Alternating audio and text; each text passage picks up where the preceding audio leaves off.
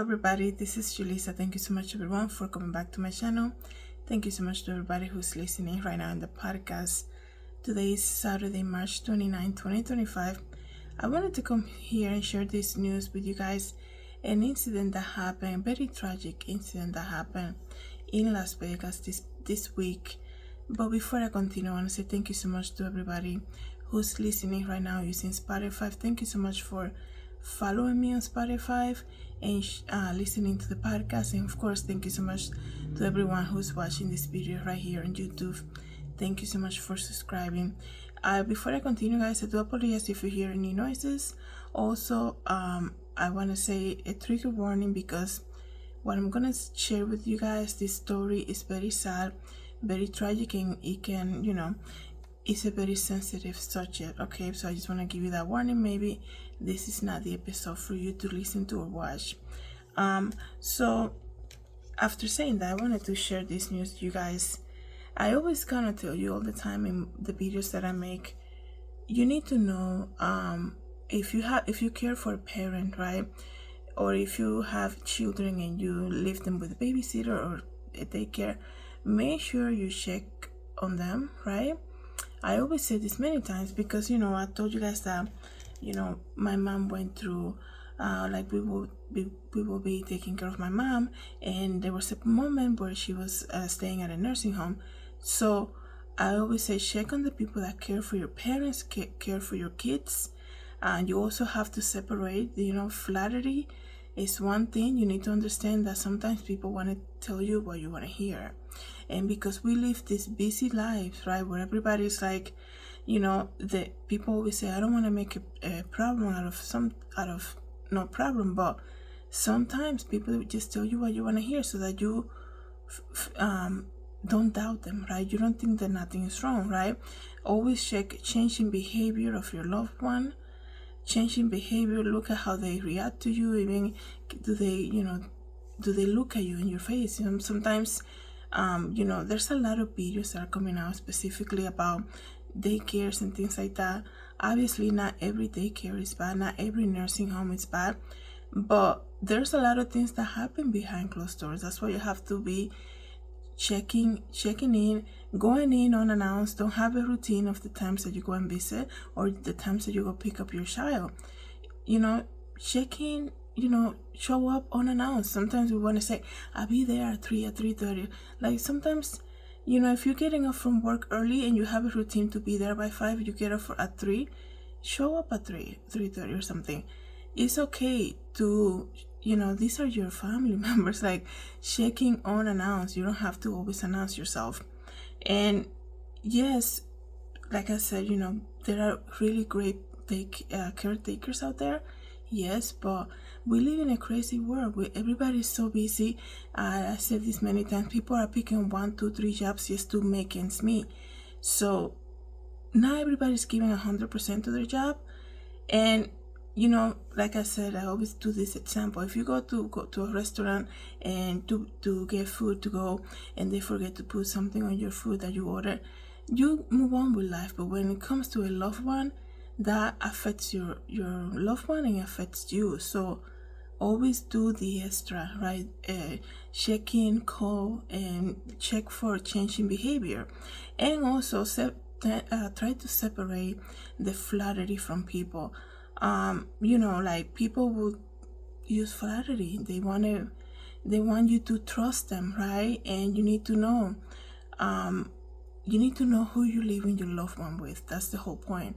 You need to know who are these people that are, you say, okay, I'll leave my child with them. Okay, I'll have them take care of my elderly parent. You need to know that if that means that you're gonna have to put up cameras inside your homes just to make sure that everything is good, then if they're uncomfortable with the cameras, then they are the wrong caretakers. Okay, you need to do what you have to do to care for your parent or your children, and to make sure that the person you hire is doing a good job. And the reason that I'm saying this, we gotta tell you the story. It's very sad. Like I said, let me tell you, a babysitter has been arrested after she fatally stabbed a 3-year-old child to death after taking care of them while her father was at work. Like, are you serious? This is what the enemy is doing, guys. Okay, the enemy is at work. He's never been off. The enemy has always been at work. And that's why you know, as we get closer to the second coming of the Lord, we need to do our due diligence to check in and do everything else that I just shared with you guys. Let me read you guys this article. Las Vegas police have arrested a babysitter after they said the toddler she was watching was stabbed to death. Around 3:30 a.m. on Wednesday, officers responded to a report of a 3-year-old girl who suffered apparent stab wounds inside an apartment in Las Vegas Metropolitan. Las Vegas Metropolitan Police has said officers arrested a 41-year-old woman who has been babysitting while the toddler's father was at work. Okay, she was booked into the Clark County Detention Center on a charge of murder with a deadly weapon, according to inmate records. And the police is saying it's just very tragic and unfortunate incident. And they said this in a press conference that they gave this week. The babysitter is due to appear in court next week. The babysitter is a 41-year-old woman named McCurta Phillips, and she's supposed to be in court this Tuesday. Let me just read more information about this. It's just very sad because, you know, that's when you see something like this happen, you know, in my opinion, guys, any incident that deals with stabbing and hurting another person is demonic, obviously. So it's just very sad, you know. This father, I'm sure he trusted that person to leave them taking care of their daughter. I'm sure there was some trust in there. But like I said, sometimes you have to go beyond you have to get to know people more than just, I don't know how long they knew this woman for, but you need to know them more. And even if you're gonna hire them to be a babysitter, schedule like the first few days while you are at home with them to see how they react. And if, like I said, if you have to put cameras on, put the cameras. Like, you have to do what you have to do, right? So let me see if I can get more information. Arriving officers located a female juvenile suffering from an apparent stab wounds inside of an apartment.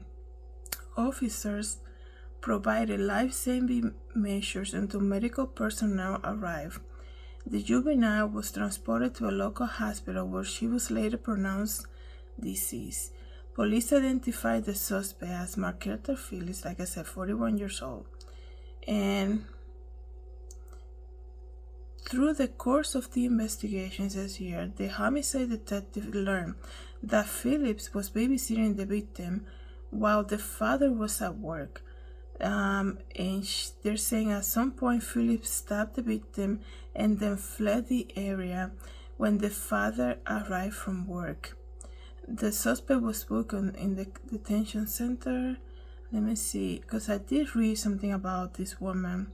I did read that the week before, so 2 weeks ago, she was held, I don't know exactly where, because they were going to do a mental evaluation on this woman. So imagine that, right? Imagine that, because I'm sure that father did not know anything about that, right? So let me read. I think I found it. The babysitter accused of stabbing the toddler was held for mental health evaluation a week prior. Okay. And let me see what else.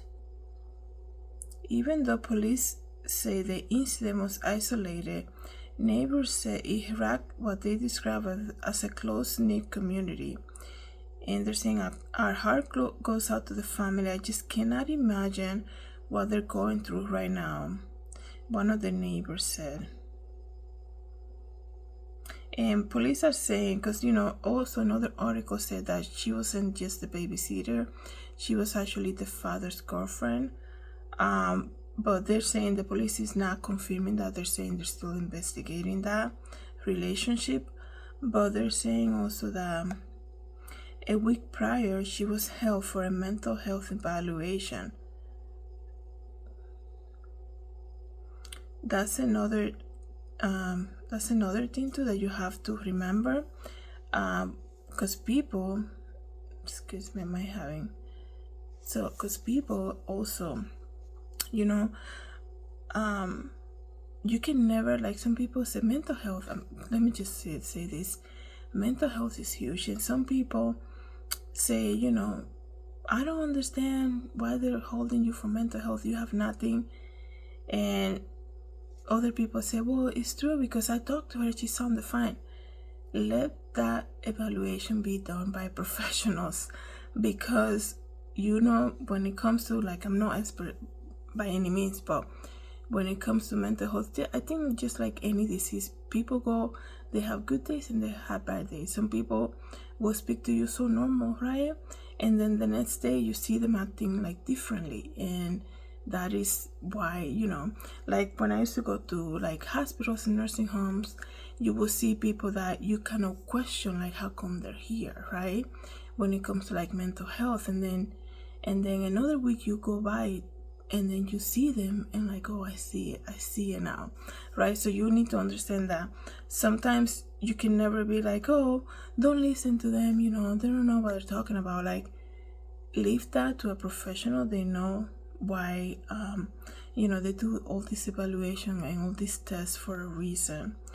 So it's just very sad. I also read somewhere, I cannot find it right now, that this woman, obviously there's something going on with her, right? It's very clear. Not only did she did this to somebody she was supposed to be caring for a child, right? And it was just so gruesome, so traumatizing, right? And she also apparently left some type of message written on a wall using the blood of the child. So that's how deep that is. So it's just very shocking. We send our prayers to the mom. The mom obviously is devastated, right? The father as well, because I'm sure the father feels somewhat responsible, obviously, because he trusted this woman, right? And you just really, you need to get to know people more, right? You really don't know how somebody can react. Also, you need to know not everybody's I'm not blaming him or anything like that. I'm saying just as a general thing, people, not everybody has the patience to care for people who are sick or for a child, right? So you also need to look into that too. I know everybody's busy with work and everybody's like, it's like that daycare in New York that the man was like, it's just, it's like within my block, so convenient. And then they were using the daycare to sell drugs or something, and everything that came out of that, right? Sometimes, I know everybody's having a busy life, and we all do, right? But you have to do your due diligence, to do your research, to do everything else, I know it's a lot of work, but you have to do your due diligence. And like I said, we pray for this family, that they find the comfort that they need in Jesus Christ. And also, I wanted to come here and tell you this story, everyone, because as you guys know, I do like GoFundMe. The family has created a GoFundMe for funerals and also to cover the income as they're losing work days, right, dealing with this tragedy. And I'm gonna leave the link here, so if you feel led to donate, please do so. Also, if you cannot donate monetarily, you can always pray for the family. Like I said, this is obviously very devastating, and also you can, just by simply sharing the link really helps them. Thank you so much, everyone, for coming back to my channel. Thank you so much to everybody who's listening to the podcast. Have a good day, everybody. God bless.